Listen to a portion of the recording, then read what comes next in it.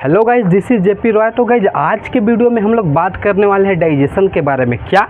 अरे डाइजेशन तो मैंने बना चुका हूँ, लेकिन ये जो डाइजेशन है ना, ये प्रीमियम है। आप कह सकते हैं कि एक प्रीमियम की तरह काम करेगा, आप एक बूस्टर बम है समझ लीजिए कि।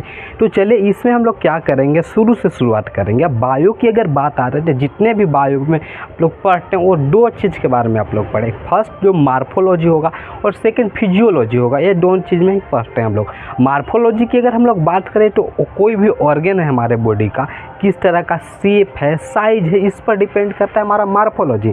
जैसे अगर हम अंगुली की, फिंगर की बात करें तो एक कुछ इस प्रकार से दिख रहा है, ठीक है। अब इसका हम फंक्शन अगर हम लोग बात करें तो उसको फिजियोलॉजी कहते हैं। मीन्स यहाँ से हम लोग कह सकते हैं कि मार्फोलॉजी क्या है, स्टडी है, एक ब्रांच है बायो का, जिसमें हम लोग क्या करते हैं कि स्ट्रक्चर के बारे में, शेप के बारे में, साइज के बारे में स्टडी करते हैं। वहीं फिजियोलॉजी का है, ये भी एक ब्रांच है, लेकिन इसमें हम लोग इंटरनल एक्सटर्नल फंक्शन के बारे में बात करते हैं। तो आज का हमारा टॉपिक है डाइजेशन। अब डाइजेशन क्या है? कोई भी कॉम्प्लेक्स को सिंपल में तोड़ने का प्रोसेस का डाइजेशन कहते हैं। लेकिन बात करने वाले हैं डाइजेशन के बारे में। अब डाइजेशन जब भी होगा तो उसके लिए कुछ ना कुछ तो मॉलिक्यूल चाहिए, फूड चाहिए, न्यूट्रिशन चाहिए। यहाँ पर एक बात आती है कि फूड और न्यूट्रिशन क्या दोनों सेम है? अगर सेम है तो हम लोग बायो में अलग टर्म क्यों यूज करते हैं? क्या आप अभी तक जानते थे कि दोनों सेम है? तो चलिए इस पर हम लोग डाउट को क्लियर करते हैं। देखिए, जो हमारा फूड होता है और न्यूट्रिशन होता है, ये हमें एक लाइन ध्यान से सुनिएगा। All nutrition are food but all food are not nutrition, ठीक है।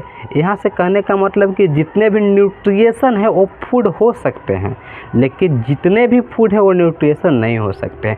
जैसे कि फूड में क्या हो गया, जंक फूड भी हो गया, लेकिन वो हमारे लिए न्यूट्रिशन है नहीं है।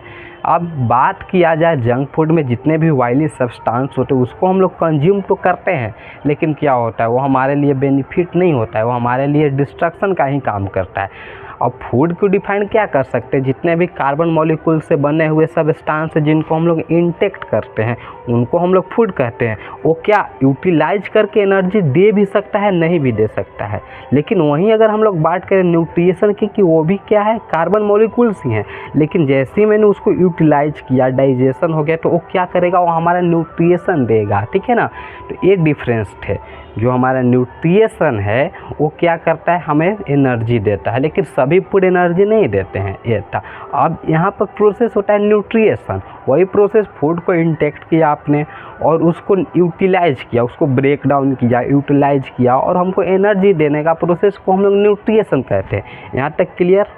अब हम न्यूट्रिएशन की अगर हम लोग बात करें तो इसको फर्दर दो भागों में डिवाइड किया गया है, मैक्रो और माइक्रो में, ठीक है। माइक्रो की अगर हम लोग बात करें तो इसमें तीन आ जाते हैं, कार्बोहाइड्रेट आते हैं, हमारा प्रोटीन आते हैं और फैट आते हैं, ठीक है। इनका ही डाइजेशन हम लोग स्पेसिफिकली पढ़ने वाले हैं। अगर माइक्रो की हम लोग बात करें तो इधर विटामिन हो गए, मिनरल्स हो गए और वाटर हो गए, ठीक है।